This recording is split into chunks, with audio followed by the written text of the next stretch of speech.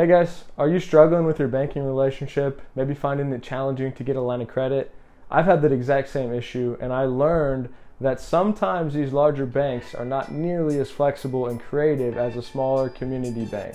These are the 3 biggest benefits that I've personally found.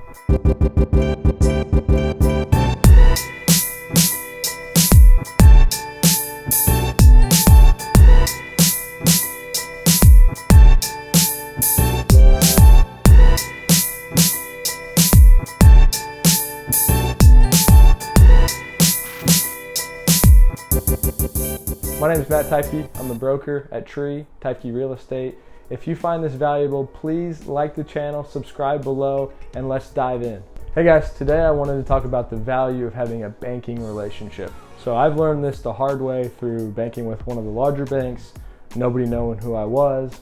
And then I realized when you find a local bank or someone that you can connect with, your options will expand. And so one of the benefits is knowing somebody. You understand who they are, they know who you are. Whenever you call, they already kind of understand your situation and what you may be trying to accomplish. Second one is that these banks are willing to get flexible and creative and potentially bet on you as the borrower. So this is a big deal when you're trying to go get loans. I had experience with a larger bank and I couldn't get a smaller loan, and I went to a community bank and got a much bigger loan. And it was amazing to see the differences. The third thing is that you have somebody in your corner to grow with over time. And you don't have to re-explain what you're trying to do. They just kind of get the big picture. So you explain what your goals are, and you can see if they can work with you to help you get there. So it's critical to establish these relationships before you need it. And my opinion is to go find a good relationship. We have them. We can help introduce. You can find them through your own personal network.